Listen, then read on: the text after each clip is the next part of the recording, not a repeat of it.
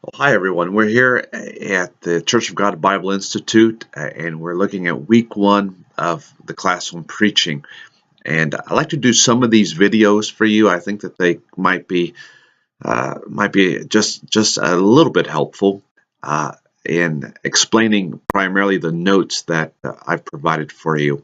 I'm here in my office at the First Church of God at Greenville, and so my phone might ring or someone might knock on my door, and if they do, we'll just have to deal with that, and you might be part of the life here at the church.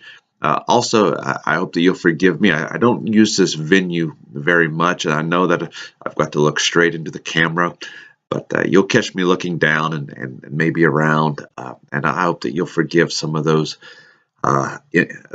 imperfections. And so I want to look with you at the week one notes and just point a few things out that I think are important and might be able to explain them in better detail. Um, we are looking at Dr. Robinson's approach to sermon outlining.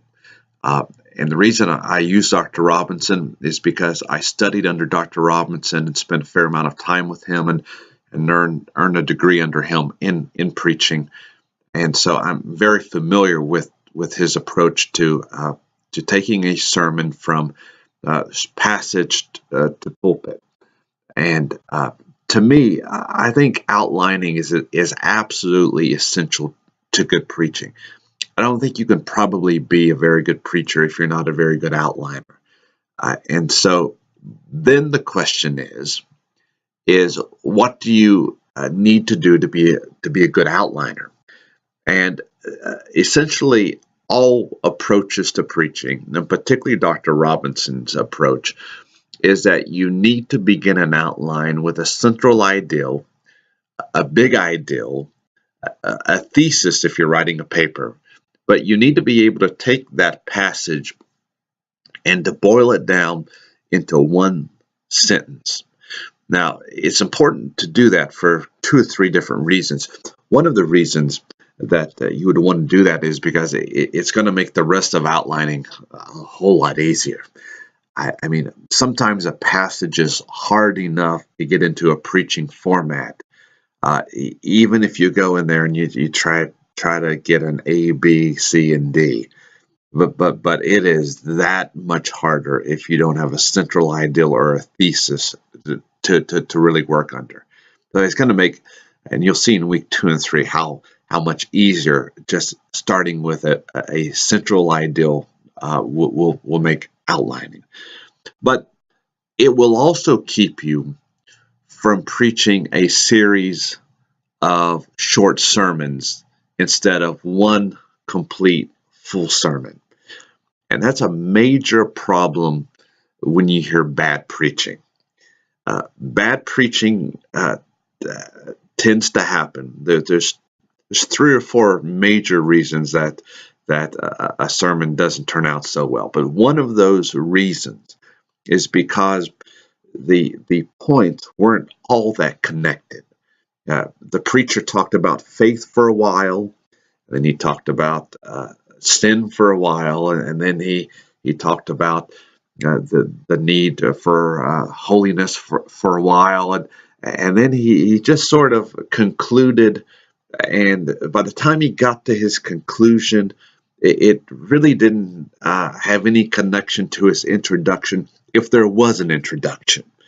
And so instead of one ideal and three or four or five, sometimes maybe just one or two uh, points related to that one ideal, there wasn't any ideal, and there were just three or four little mini sermons. That can happen if you don't have that big ideal. Something else that having a major ideal or a big ideal will do for you is it'll make it a lot easier for people who don't normally listen to preaching to follow you. So it's going to make outlining easier, and I think that's actually number C in the points there on page one. It's going to keep you from preaching many sermons, but it's also going to make you a lot easier to listen to. Again, to unchurched people. There's a way in which people who have attended the church for maybe 20, 30, 40, 50 years listen to a sermon that is different than how a person who doesn't listen to sermons listens to sermons.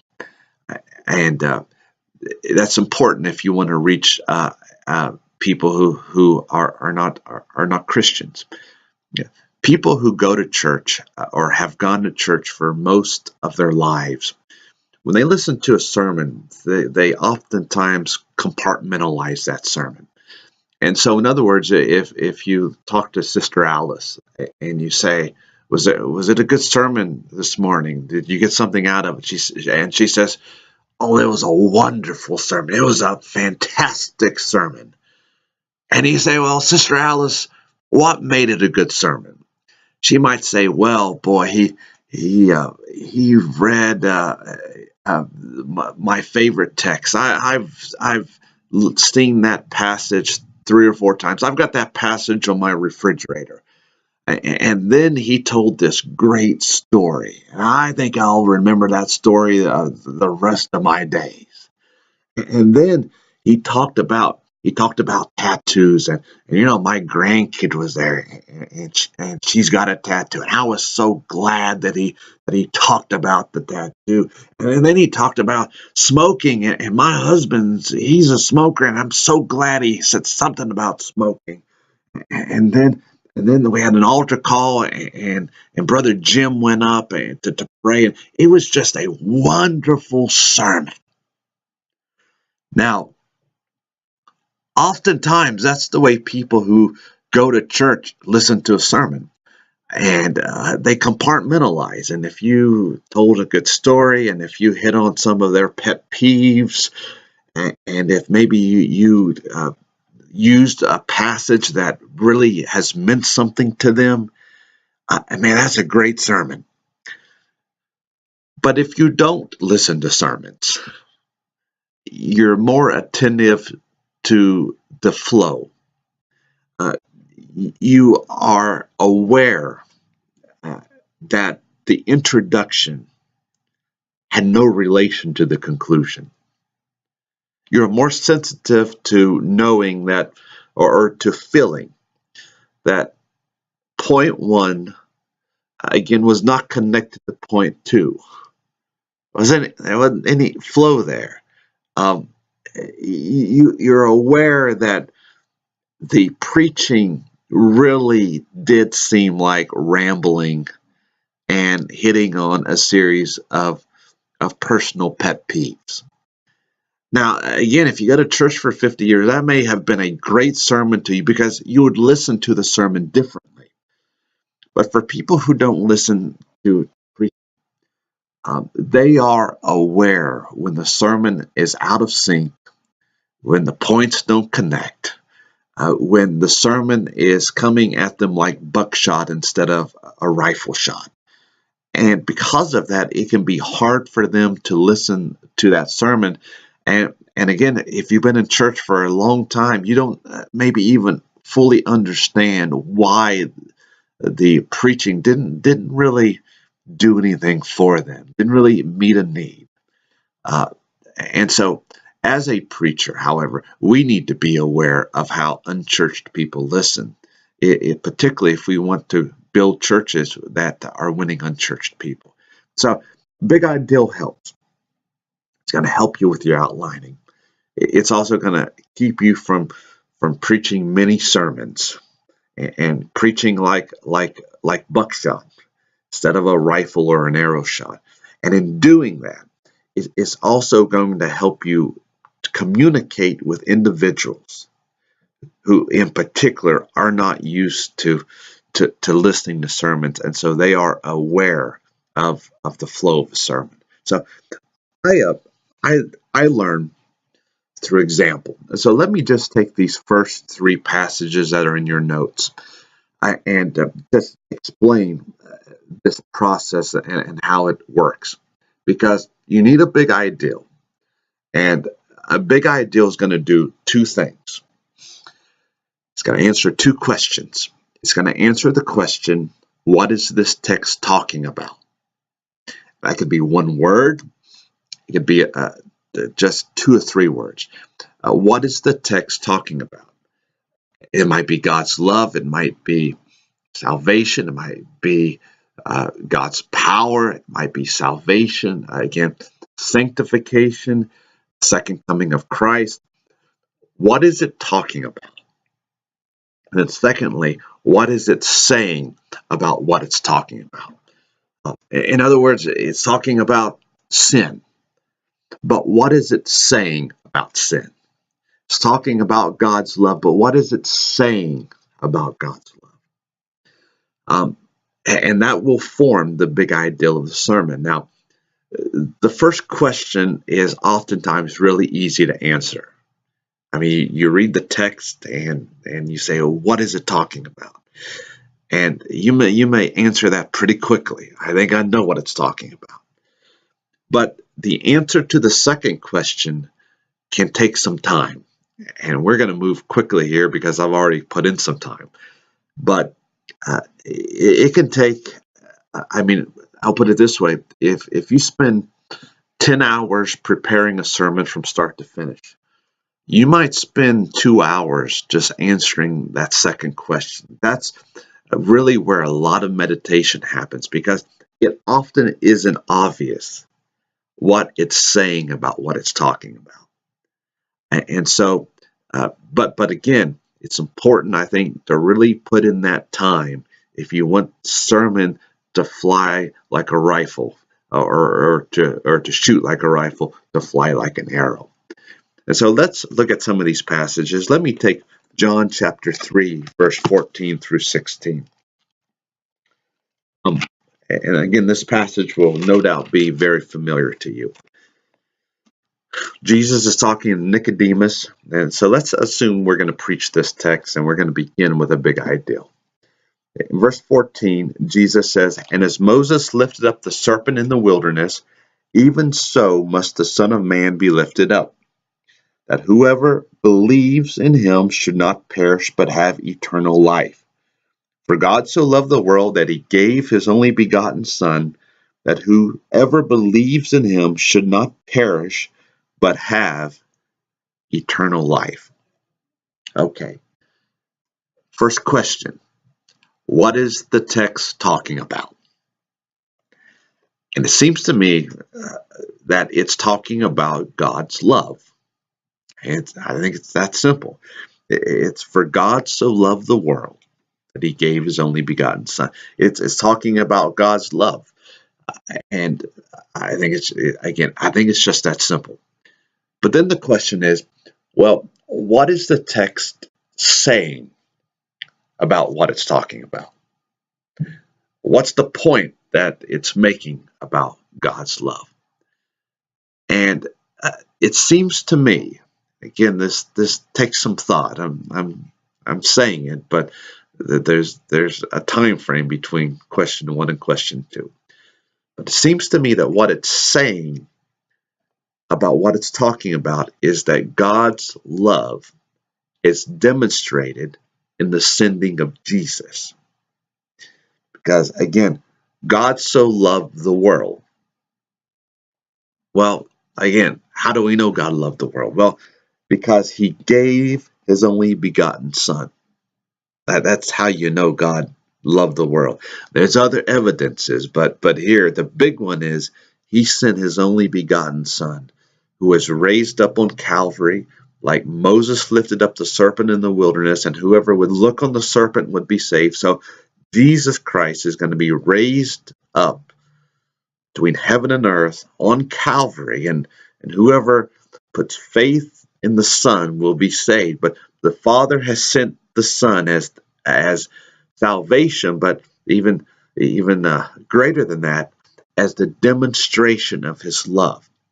So again, the answer to question 1 is, what is the text talking about? It's talking about God's love. What is it saying about what it's talking about? It's saying that God's love is demonstrated in the sending of Jesus Christ. So for me, that's the big ideal. That's the thesis. That's the central ideal. God's love is demonstrated in the sending of Jesus. Now let's look at the 23rd Psalm. And I'm not going to read it, but I'll reference it. I think that you're probably very familiar with the 23rd Psalm. And so you start and you say, all right, here we are. The Lord is my shepherd, I shall not want, and then yada, yada, yada. What's the text about? I mean, what's it about? Well, you got a text that's an analogy. It's talking about how a shepherd cares for a sheep. And so the Lord is our shepherd, and we're his sheep. So what's it talking about? I think this is the answer. It's saying that God cares about us. That's what it's about. It's about God's care. Because the shepherd cares for the sheep, and conversely, God cares for us like a shepherd cares for his sheep. So what's the text saying?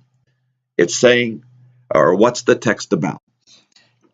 It's about God's care, the way God cares about us. But then the second question, what is the text saying about what it's talking about? What is it saying about God's care? It seems to me that when you read down through here, it says that a shepherd makes the sheep lie down in green pastures. The shepherd restores the soul. He leads me in paths of righteousness for his name's sake. He walks with me through the valley of the shadow of death. He comforts me with his rod and staff. He prepares a table before me in the presence of mine enemies. Goodness and mercy will follow me all the days of my life. Even before that, I missed it there, but he anoints my head with oil. My cup runs over. It seems to me that what he is saying about what he's talking about is that God's care encompasses every aspect of our life. God cares about us, and his care encompasses every aspect of our life. It encompasses us in green pastures, beside still waters, in the valley of the shadow of death, before our enemies. God's care encompasses every aspect of our life. So that becomes the central ideal or the big thesis. That's what the text is about. It's about God's care. God's care encompasses every aspect of our life. You'll forgive me for being repetitive, by the way. Now, the third passage here, and we'll end with it in Luke chapter 10. Let me read to you those 5 verses. Chapter 10, verse 38 through 42. Now it happened as they went that he entered a certain village, and a certain woman named Martha welcomed him into her house. She had a sister called Mary, who also sat at Jesus' feet and heard his word. But Martha was distracted with much serving, and she approached him and said, Lord, do you not care that my sister has left me to serve alone? Therefore tell her to help me. And Jesus answered and said to her, Martha, Martha, you are worried and troubled about many things, but one thing is needed, and Martha has chosen that good part which will not be taken away from her. Now, this is a text. Jesus is traveling in or near the town of Bethany. Sorry about that. Told you that. Jesus is traveling near the town of Bethany. Let me turn that off. And he's invited into the home of Mary and Martha. Mary, Martha, and their brother Lazarus. And she's cooking a meal for them. Martha's cooking the meal. Mary's there. Jesus is teaching. Presumably, Lazarus is there, the disciples, and Martha's sitting at his feet. Things are going very well until things go badly in the kitchen. And It's hot in there, the bread's getting burnt, the things aren't working well. Martha's trying to prepare a meal for at least 16 people. And finally, she's had it. She comes out. Jesus is teaching. She interrupts the teaching and says, Jesus, make Martha come help me. Make Mary come help me, pardon me. And then Jesus and Martha has this conversation where Jesus says some very stern things to Martha. Now, this is a little tougher because it's a domestic account, and it's sort of along the lines of a parable. I mean, it's a sort of a narrative here. But what is the text talking about? What's it about? Why is it in there? Why did Luke put it there? What's the text talking about? And again, I'm saying this quickly, but it takes some time to work through. There's been some time put in on this paragraph. It seems to me that what it's talking about is this. It's talking about service to Jesus. It's talking about Christian service, if you will. But it's talking about serving Jesus. Because what Martha wants to do is serve Jesus. Jesus is in her home. She wants to prepare a meal for him. She wants him to enjoy his time in Bethany. She is serving Jesus. Mary's serving Jesus, but in a different way. But it seems to me that the passage again is about serving Jesus. Now, what is it saying about what it's talking about? It's talking about serving Jesus. But what is it saying about what it's talking about? And again, it seems to me that what it's saying about what it's talking about is this, that serving Jesus can be negated when we serve misguidedly. Okay? Because here's Martha. She's serving Jesus, but she's not doing it right. She's angry. She's frustrated. She's a type A personality. She's a perfectionist. And she's serving, but she comes out, and when she comes out, she ruins it. She ruins the best day of Mary's life, sitting at the feet of Jesus. She ruins that. The disciples are there. Imagine how uncomfortable they are. Jesus is teaching. She interrupts his teaching and then creates some conflict with him and creates a situation even with him and Mary because she wants him to command Mary to do something. She's serving. She's got a good heart. She wants Jesus to be comfortable, but she's serving misguidedly. And so it seems to me again that what the text is about, question A, is serving Jesus. But what is it talking about, or what is it saying about what it's talking about? It's saying that serving Jesus can be negated if we serve misguidedly. And so I think that's, again, the big ideal, the central ideal, the thesis of this text. Now, you can see that there's three more passages that we look at there, Romans 4, Philippians 4, Hebrews 12. And then at the end, there's an assignment with 6 passages.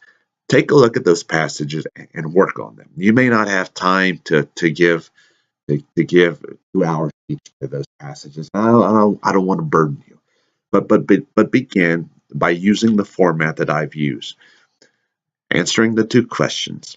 What is the passage about? And then sometimes, again, more complex, in a more complex way, that's a word. What is it saying about what it's talking about? Work through those 6 passages and see what you come up with. All right. Hope you have a great week. God bless you in your ministry. I pray that God will bless your families, that He will be with you. Some of you may be in a storm and a trial of your life right now. We pray that God is with you in that storm and that He brings you out of it, or He brings you through it by His grace according to His mercy. Amen.